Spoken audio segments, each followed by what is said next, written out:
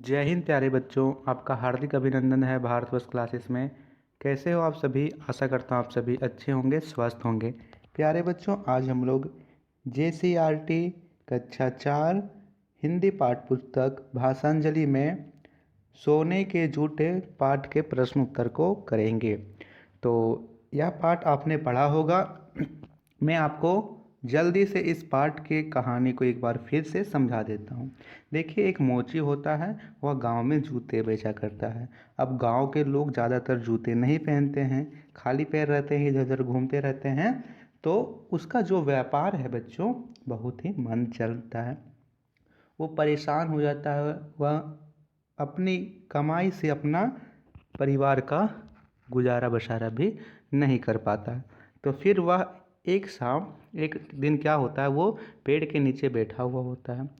तो उसी समय अध्यापक अपने बच्चों को पढ़ा रहे होते हैं और एक नीति वाक्य सुनाते हैं कि जो काम मेहनत से ना साधे उसे उपाय से साध लेना चाहिए।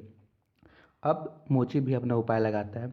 वो अपनी पत्नी को बोलता है कि मेरे सपने में आज ऐसा हुआ था कि मुझे ईश्वर ने कहा कि तुम जो भी जूते बनाओगे उसमें से एक जोड़ी जूता सोने का हो जाएगा, ठीक है? और तुम यह बात किसी को नहीं बताना, अपनी पत्नी को बोलता है। तो आप जानते ही हो कि जो काम बोल दिया जाए किसी को नहीं बताना, उसके पेट में वह बात चलते रहती है कि हमें मुझे किसी को बताना है। तो उसकी पत्नी पड़ोसी को बताती है, पड़ोसी दूसरे पड़ोसी को, और इसी तरह करते करते यह बात पूरे गांव में फैल जाती है। सभी लोगों को लालच आ जाता है कि कहीं मेरा जूता सोने का हो जाएगा तो कितना मज़ा आएगा। वो सभी लोग उससे जूते बनवाने लगते हैं। आस पड़ोस के गांव वाले भी जूते बनवाने आने लगते हैं। शहर तक के सभी लोग उससे जूते बनवाने आने लगते हैं, तो उसकी आमदनी बढ़ जाती है। अब क्या होता है कि इतना काम करते करते करते करते वो जो मोची होता है वो बूढ़ा हो जाता है। अब काम करने की इच्छा उसकी नहीं होती है। अब सोने के जूते तो किसी के नहीं बने हैं अभी तक। एक दिन वह अपने ही घर में किसी बच्चे के जन्मदिन पर सोने के जूते को क्या करता है, देना चाहता है। तो वह उसे मामूली जूता देता है।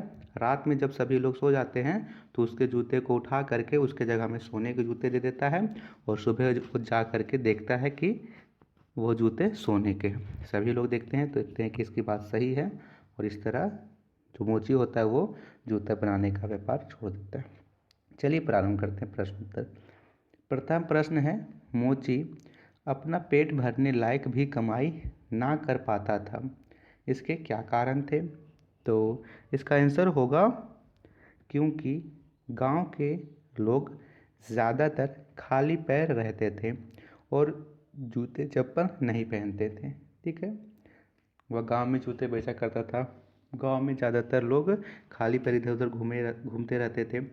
यदि कोई जूते पहनते भी थे तो यदि फट गया तो वापस उसे सिला लिए, पायबंद लगा लिए। तो इस तरह मोची को जो कमाई थी वो पेट भरने लायक भी नहीं होती थी। खा प्रश्न है, गुरु जी के ज्ञानोपदेश का मोची पर क्या प्रभाव पड़ा? इसका आंसर आप लिखेंगे, वह समझ गया जो काम मेहनत से ना साधे उसे बुद्धि से साध लेनी चाहिए, ठीक है? अपने उपाय से उसे साधना चाहिए। गा प्रश्न है, गांव के सभी लोग मोची के पास जूते बनवाने के लिए क्यों आने लगे? तो इसका आंसर आप लोग लिखेंगे, सभी लोगों को सोने के जूते का लालच था। सभी लोग सोचते थे कि कहीं मेरा जूता सोने का हो जाएगा, मेरे तो बल्ले बल्ले हो जाएंगे। इसीलिए सभी कोई उससे जूते बनवाने आने लगे। कई लोग तो बड़ी बड़ी नाप के सिलवाते थे कि उनका पैर छोटा है, और उससे और बड़ा सिलाते थे कि कहीं जूता सोने का हो गया तो हमें बड़े इस आकार का सोने का जूता मिलेगा। घा प्रश्न है, क्या आपको भी कभी उपदेश मिला है? वह उपदेश क्या था? तो इसमें लिखिएगा कि हाँ, हमें कभी लालच नहीं करना चाहिए, यह उपदेश मिला है। या तो सभी बच्चों को मिला होगा कि हमें कभी भी लालच नहीं करना चाहिए। आपने वो कविता भी पढ़ी होगी, जो कबूतर की जो कविता थी कि ठहरो पछताओगे दूर शिकारी के फंदे में जाकर फंस जाओगे। जो कबूतर रहते हैं शिकारी के जाल में लालचवश फंस जाते हैं, वो कविता आपने पढ़ी होगी। अगला प्रश्न है बच्चों, अगर आपको हर वर्ष घर बदलना पड़े तो क्या क्या परेशानी होगी। हर वर्ष हमें घर बदलना पड़े तो यहाँ पे लिखेंगे इसके आंसर में कि हमें घर की, स्कूल की परेशानी हो सकती है। ठीक है, जैसे आप हर वक्त घर बदलो तो आप यहाँ से घर छोड़ के दूसरे घर में जाओगे तो वहाँ पे जैसे इसमें मोचिक ने एक और बात कही थी कि मुझे एक गांव में 1 साल से ज़्यादा नहीं टिकना है। 1 साल में इस गांव में जूते बनवाऊंगा, फिर दूसरे गांव में जूते बनवाऊंगा। तो यदि वह 1 वर्ष में घर बदलना पड़े, गांव का मुझे भटकना पड़े, तो हमें स्कूल में, मान लीजिए आप इस गांव में पढ़ रहे हो तो स्कूल में लिखवा दियो नाम, दूसरे गांव में जाओगे तो फिर से दूसरा स्कूल, फिर तीसरे गांव में जाओगे तो फिर से स्कूल, दूसरा स्कूल। तो हमें स्कूल बदलना पड़ेगा, घर बार बदलना पड़ेगा, आस पड़ोस में हमारा जो माहौल बन जाता है उसे भी फिर से बदलना पड़ेगा। ठीक है, और यही हमें परेशानी होगी।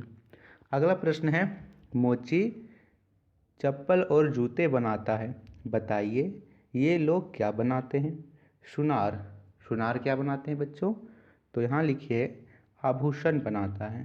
सुनार आभूषण बनाने का काम करता है, सोने की आभूषण हो, चांदी का आभूषण हो, ये सभी आभूषण बनाने का काम सुनार करता है। फिर है कुम्हार, कुम्हार क्या बनाता है, तो कुम्हार यहाँ पे लिखेंगे मिट्टी के घड़े बनाता है। ठीक है, मिट्टी के घड़े, मिट्टी के सुराही, मिट्टी के दिए, ये सभी कुम्हार बनाता है। फिर है ठठेरा, तो ठठेरा बर्तन बनाता है। क्या बनाता है बच्चों, बर्तन। दर्जी, तो दर्जी कपड़े सिलता है। ठीक है, ये आप लोग लिख लीजिए।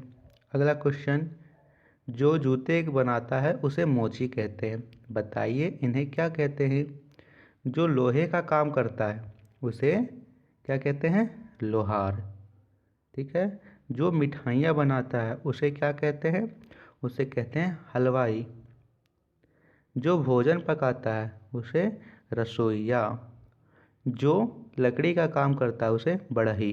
ठीक है, तो जो लोहे का काम करता है उसे लोहार, जो मिठाइयाँ बनाता है उसे हलवाई, जो भोजन बनाता है उसे रसोइया, जो लकड़ी का काम करता है उसे बढ़ई।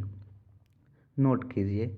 नेक्स्ट क्वेश्चन करेंगे, नीति वाक्य शब्द दो शब्दों नीति और वाक्य को मिलाकर बना है, बताइए ये शब्द किन दो शब्दों से मिलने से बने हैं। जैसे आकाशवाणी, तो इसमें आपको दो शब्द इसमें निकालना है। तो देखिए यहाँ पे आकाश अलग लिखेंगे, वाणी अलग लिखेंगे, तो क्या हो गया इसमें आकाशवाणी। आकाश मतलब आसमान, वाणी मतलब बोली, तो आकाशवाणी। जन्मदिन, तो जन्म इसमें अलग है और दिन अलग है, दोनों को जोड़ के जन्मदिन लिखा गया है। दूरदृष्टि, तो इसमें दूर अलग करेंगे और दृष्टि अलग से लिखेंगे, तो होगा दूर दृष्टि। मनपसंद, तो यहाँ मन अलग है, पसंद अलग है, तो मनपसंद। आकाशवाणी में आकाश जोड़ वाणी, जन्मदिन में जन्म जोड़ दिन, दूरदृष्टि में दूर जोड़ दृष्टि, मनपसंद में मन जोड़ पसंद। ये आप लोग लिख लीजिए। अगला क्वेश्चन है, जिसने भी देखा दांतों तले उंगली दबा ली। इस वाक्य में दांतों तले उंगली दबाना मुहावरे का प्रयोग हुआ है। इसका अर्थ होता है हैरान रह जाना, आश्चर्यचकित होना। नीचे दांत से संबंधित कुछ मुहावरे दिए गए हैं, इनके अर्थ पता कर लिखिए और इनसे एक एक वाक्य बनाइए। पहला है दांत खट्टे करना, तो इसमें क्या लिखेंगे, सबसे पहले इसका अर्थ लिखिए। दांत खट्टे करने का अर्थ होता है हरा देना या पस्त कर देना, परास्त कर देना। तो इसका हम लोग वाक्य लिखेंगे, यहाँ लिखिए हरा देना इसका अर्थ होगा। जैसे युद्ध में भारतीय सेना ने पाकिस्तानी सेना के दांत खट्टे कर दिए। ठीक है, दांत पीसना, दांत पीसने का अर्थ होगा गुस्सा होना। जैसे उसे देखकर राम दांत पीसने लगा, यानी वो गुस्सा हो गया। फिर अगला है, इसी प्रकार आँख से संबंधित कुछ मुहावरे लिखिए। तो मैं यहाँ पे 2 लिखवा दे रहा हूँ, जिसमें लिखिएगा आँख भर आना और आँख लगना। आँख भर आना यानी रोना रोना आना, आँख लगना यानी नींद आना। ये आप लोग लिख लीजिए। अगला क्वेश्चन है, उपाय सुझाइए और लिखिए। का है, एक काली बिल्ली आटे के बोरे में कूद पड़ी और वह पूरी तरह सफ़ेद हो गई। वह अपने पहले वाले रंग में कैसे आएगी?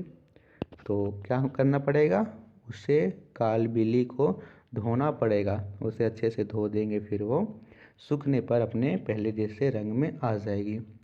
खा है, एक बकरी एक गहरे गड्ढे में गिर गई, आप उसे कैसे निकालेंगे? तो यहाँ पे लिखेंगे कि रस्सी की मदद से निकालेंगे। रस्सी यहाँ पे लिख सकते हो या फिर सीढ़ी लिख सकते हो कि रस्सी और लंबी सीढ़ी की मदद से उसे निकालेंगे। गा है, एक पेड़ की फुनगी पर एक पतंग अटकी हुई है, उसे आप किन किन तरीकों से उतार सकते हैं? तो लिखेंगे, एक पतली लंबी लकड़ी की सहायता से निकालेंगे। पतली लंबी लकड़ी ले लेंगे, उससे धीरे धीरे घुमा घुमा के पतंग को हम लोग निकाल लेंगे, क्योंकि यह पेड़ के फुनगी पर अटकी हुई है, उस पर हम लोग चढ़ नहीं सकते हैं। अगला है अफवाह।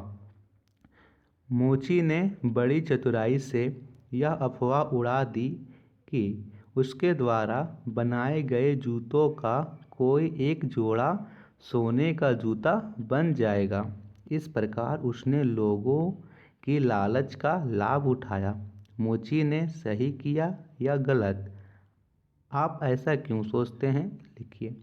तो देखिए बच्चों, मोची जब जूते बेच रहा था, तो जब उसकी जो कमाई थी पेट भरने लायक भी नहीं हो रही थी, तो वो बेचारा क्या करता? तो उसने लोगों को क्या किया, यहाँ पे सोने के जूते का लालच दिया। तो ऐसा करना उसका सही था, क्योंकि वो अपने परिवार के भरण पोषण के लिए कर रहा था, ना कि किसी को नुकसान पहुंचाकर। ऐसी बात तो नहीं था कि वह लोगों को ज़बरदस्ती बोला था कि मुझसे सोने के जूते बनाओ। नहीं, उसने तो सिर्फ अफवाह फैलाई थी, और वह भी अपने परिवार के भरण पोषण के लिए, अपनी आजीविका चलाने के लिए। तो इसका यह करना सही था। लिखेंगे, मोची ने सही किया क्योंकि उसने यह सुना था कि जो काम मेहनत से ना साधें उसे बुद्धि से साध लेना चाहिए। ठीक है, ये आप लोग लिख लीजिए। तो यही थे इसके प्रश्न उत्तर। आशा करता हूँ कि आप सभी को समझ में आया होगा। वीडियो पसंद आई हो तो अपने दोस्तों को ज़रूर शेयर कीजिएगा। थैंक यू बच्चों।